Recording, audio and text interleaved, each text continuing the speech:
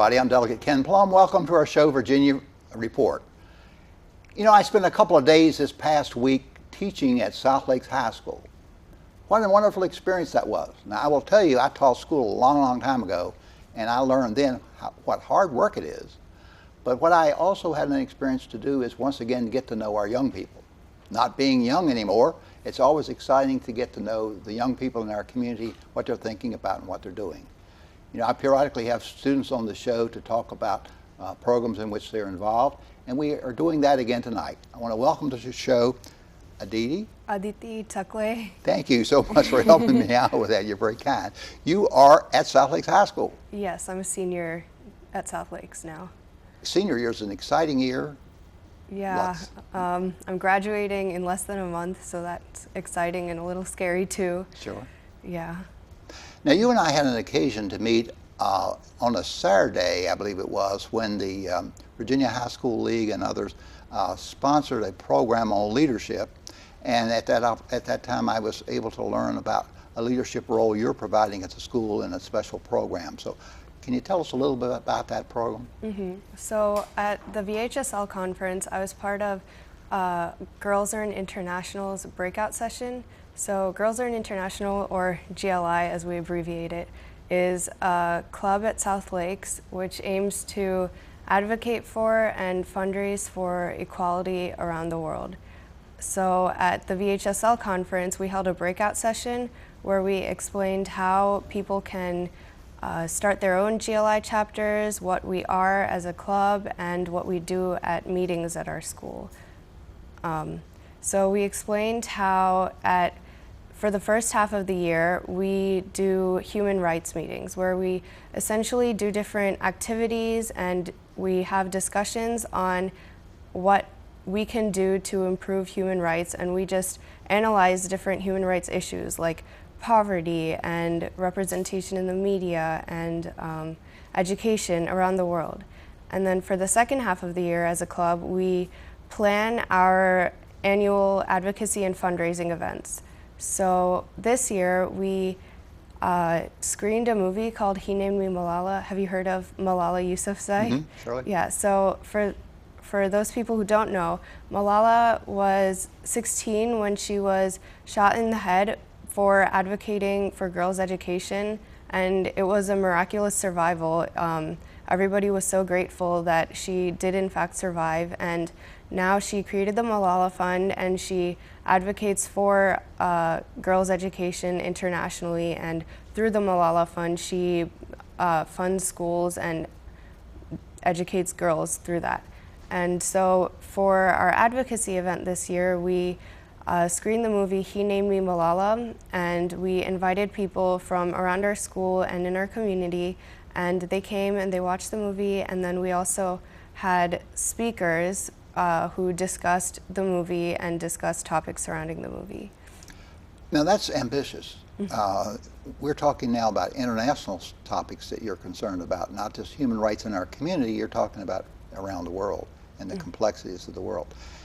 Is Girls Learn International, is that an organization that is in other communities as well, or is that unique to us? Well, Girls Learn International is actually a national organization that stems from the Feminist Majority Foundation, and so we at South Lakes are just one chapter of the national organization. Right. And I'm not sure how many chapters there are nationwide, but we are split into different regions. So at South Lakes, we're in the DC region, and we have monthly meetings over webinars to discuss how we're doing as a chapter and get support that we need to help improve our chapter. Going back to the first half of the year when you looked at human rights issues, did you pursue those with the use of a webinar, or did you just do the programming locally? Well, GLI actually provides great resources for middle and high schoolers for us to be able to analyze these issues better. So at the beginning of the year, they actually give us around a 2-inch guidebook where they have different activities and ideas for events and things like that. And so GLI, the organization, sets us up very well to be able to explain these issues and do these activities. So generally, when we do during the first half of the year, we will choose one of the activities for a meeting. So one example of that would be an activity called In Her Shoes. It's my favorite activity from the guidebook, where each student gets like a little statement saying their situation. And so it could be anything ranging from you have two parents and you go to school every day and your parents are there to support you financially, to other less fortunate situations like you're 15 years old and you were married off by your parents and you already have a child. And so based on those situations, we call out statements like, if you have two parents, take 2 steps forward. Or if you, if you've already been married, take 1 step backwards. And based on that, we get like a visual representation of how privilege affects our outcomes in life, and how it affects how likely we are to be successful and how it can create hardships for us in life. So by the way the students end up positioned in the class, you can kind of see what your likelihood of success would be in those circumstances. So we actually tried it differently this year. We did it on the stairs. So it was really interesting to see how some people were at the top of the stairs. Some people had to like step off the stairs because there weren't enough stairs for them. And then other people were at the very bottom. And it was very enlightening to see the difference between the people at the top of the stairs and the people at the bottom of the stairs. Now you have lots of opportunity in school. You have sports, band, clubs and organizations. You picked Girls Learn International along with some other students at the school. What led you to that kind of decision? What were you thinking? Well, I joined the club in my sophomore year of high school, and I was just at a club fair looking around, and this club was interesting because it's not one of the regular clubs where it's a lot of clubs at our school are enrichment clubs and they're for self-improvement, but this club is more of a charitable club, and I thought that was interesting. And I knew a couple of people in the club, so I decided to join it, and that was when my passion for equality and causes of the like grew. When you look at that first half of the year and you looked at the range of human rights issues, what sticks out in your mind as being particularly concerning? There are lots of issues, but what strikes you? There are a lot of issues, but I think that education is the most important one, because when a girl is educated, she is more able, she is more independent, she has the ability to make her own decisions in life. There have been several studies that show that if all women were educated to a secondary school level, then child deaths at birth would be decreased by 1/2. If all women got a secondary school education, then 12 million children would be saved from dying from malnutrition.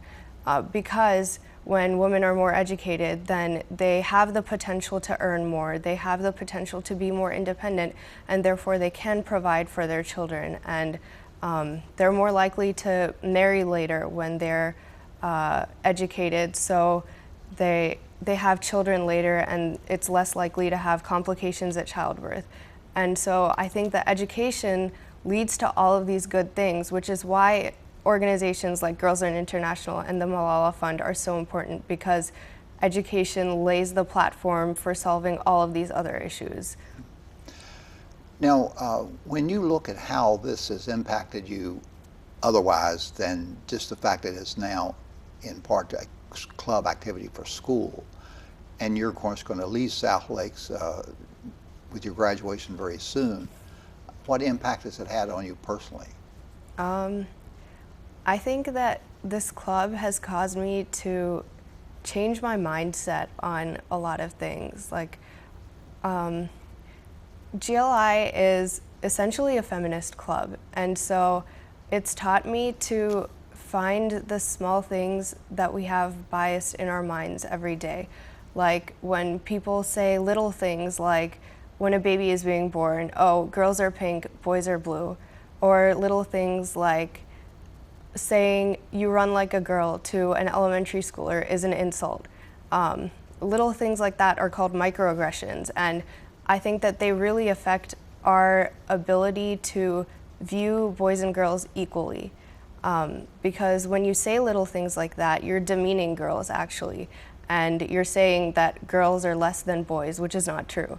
And so because of Girls Are International, my mind just has started to work like that. I'll see these almost on a daily basis, and I'll say something about it now, which is why I think that Girls Are International has had a great effect on me. So in the first half of the year, were you talking about subjects like that, like microaggression and so on? Were those part of your discussion and so on? Yeah, well, we actually talked more about them at the discussion as part of our advocacy event, because we only have a certain number of meetings at the beginning of the year, and so we can't talk about every single human rights issue because there are so many. Sure. So I think this year we focused on the In Her Shoes one. We watched a couple of movies actually, and then we had discussions on those. And in previous years we've looked at poverty, but I don't think we've gotten a chance to do microaggression yet. But then when you look at you're raising money for helping out to deal with this issue, particularly, and when we say this issue, that's the ability of, I guess, women to get an adequate education. Is that how you would kind of term what the goal is? Yeah, I think our goal is that, well, Malala Fund goal is actually that everybody gets 12 years of education, no matter where they live, no matter who they are, and so I think that's our goal as well. And then, is that fund looking internationally alone, or, for example, are there situations in the United States where that becomes an issue? There are situations in the United States, but generally speaking, the United States is doing better in education, in the disparity between girls' and boys' education, than a lot of other countries. And so we have been sending our funds to other countries, to specific schools, in order to help them close that disparity. So you actually get to know the school to which your money is being sent? Well, in previous years, we've had partner schools where we will send our money to the school, and we'll actually have a communication center where we can talk to them. But that did not work out because in a lot of these places where girls aren't educated, they don't have internet access. If they don't have the funds for school books, then they don't have the funds to give us or send us information. Sure. And so we actually just changed the system this year to funding different categories. So this year we sent our funds to two different schools called the Virni Institute, which funds 2 girls' school years. It funds their room and board, their school books, their transportation. And then we also funded part of a school called Pardada Pardadi, which is to help build a health center at the school because they don't have any medical assistants nearby. So over the course of time, presumably the girls next year will get to learn how those funds were utilized and going forward. Yeah. So because we changed the system this year, they're now sending us funds reports, I think. And so they'll tell us exactly what they use the funds for. Okay. And that's good because in previous years, I don't think we were sure what exactly our funds were going to, and we don't want our funds to be going to a bad cause. So changing the system has helped maintain that communication. What are you doing by way of further fundraising? Is your fundraising over for the year now that you've had? Essentially, that movie night was the focus of the fundraising? Well, actually, we didn't fundraise at our movie night. Oh, okay. We held a few other fundraisers throughout the year. So one common fundraiser at our school actually is to sell food at important events. So every year we have a school science fair, and we sold pizza there, we sold baked goods, and that made up some of our funds. And then we also partner with restaurants to where they'll give us a portion of their profits and support us. And then we also sold some stickers and books at my cultural Indian organization. And there, I think it was easier to connect with them because our previous partner school was in India. And so telling them that their donations are going to a place that's close to their home was helpful in building a connection with the people who are donating. Do you think that your organization has an impact in South Lake School generally? Do other students get to know about the wonderful things you're doing? I think so. I'd like to hope so. Yeah. So aside from our advocacy event, we also hold lunch events sometimes to just raise awareness about important issues or events that are going on. Mm-hmm. So for example, we did an event for International Human Rights Day where we did like a trivia Jeopardy type of thing where people could choose a category and a number of candies, and if they got the question right, then they would get a candy. And so I think that was helpful in just educating people on general human rights terms and people and statistics overall. Yeah, right. You've mentioned how this experience has affected you in your personal awareness of discrimination and use of language and so on. Mm-hmm. How about your long-term career choices and educational choices? Any impact there that you're aware of? Well, I'm going to college next year, and I want to study engineering there. Mm-hmm. But I think one of my bigger activities that I want to do along with that is Engineers Without Borders, where it's a club where people just go to other countries and they build things like creating access to water or things of that like, and that's one thing I want to do. So I think that it has increased my desire to do service in my life and just to help other people out. So which Virginia school are you going to study engineering? I'm going to UVA. UVA, good. Yeah. Okay, great. I didn't mean to ask a leading question, but there's just good choices in Virginia. Yeah, I mean, UVA has been my top choice for a while now, Good. so. Well, congratulations that you're going there. Thank you. Now, and the Engineers Without Borders, I see periodically really creative and innovative things that engineers and other really smart people do that are very adaptable in countries that have low levels of technology to make life more comfortable for people. Most recently, for example, I saw where people who do not have access immediately to water, someone had made a rolling water device where rather than have to carry the bucket on your head or in your arms, it actually itself was a large wheel with a handle that allowed you to carry much more capacity, but it was a simple, not high-tech solution. And I guess that's what your Engineers Without Borders probably attempt to do as well. Yeah, I'm not sure exactly the projects that I will be doing. That's just something that I've seen on the list of clubs, and it seems really interesting to me because we hear a lot about the UN's Doctors Without Borders, and I think it's an interesting counterpart for engineers. Absolutely. Yeah, Doctors Without Borders do wonderfully good work in lots of different countries.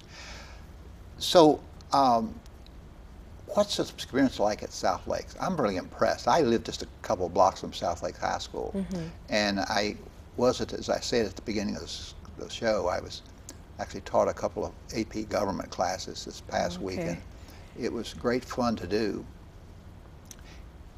It's a school with a lot of diversity, but also a lot of talent. Well, I'm part of the IB program, Yeah. so I think that the IB program has really shaped me in a way differently from if I had gone to an AP school. As a lot of people know, the IB program requires you to take the class Theory of Knowledge, Right. in which you basically question, this is how I describe it, you question everything you know. Right. You question how you have learned what you know. We have several debates, and I think that class has been one of my favorite classes just because we get to see things from different perspectives. For example, we learned about precognitive biases, which is you think you know something about a topic before you actually have seen the topic. Like, we saw an example of how we precognitively are racist or we are sexist because of these ideals that we've been taught since we were little. And I think that this class has been very interesting in just changing my perspective on different issues. Good. How do you promote Girls Learn International among your friends and others? Is the club a large club now, or is it? We definitely like to become larger. Okay. We have around 20 members, which I would say is an average club size at our school, but Right. I think that it's difficult to encourage other people to get involved because there is a strong sense of apathy at our school. We often make reminders and we make lunch announcements and things like that, but either people are busy or they don't have the same sense of service and giving.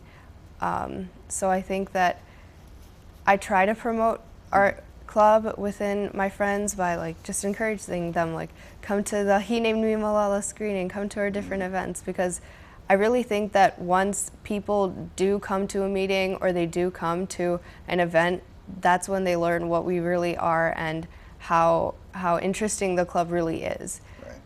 Right. You may have noticed among the adult population some of the same characteristics of being overly busy with other things and also sometimes not seemingly be interested. That's not just a condition of young people, it's a condition of people generally. Yeah. But I commend you on getting early your interest in service and your willingness to provide leadership at your school. Is there any continuation beyond high school for Girls Learn International? Is there a college version of it? Yeah, so like I said, Girls Learn International stems from the Feminist Majority Foundation. Okay. So we have a feminist leadership system for college students, and I'm not sure about this, but I don't think there is one at UVA. So I'll probably either join a similar club that's not connected to the Feminist Majority Foundation, or I can start my own. You can start your own. Yeah. Thank you for being with us and appreciate it very much, AD. Okay, thank you. And thank you, ladies and gentlemen, for joining us. See why I'm so positive about the future? We have wonderful young people in our community that are doing wonderful things. They're learning at an early age the importance of service. They're learning about problem solving. That'll make them better citizens. Hope you'll join us next week on Virginia Report. Good night.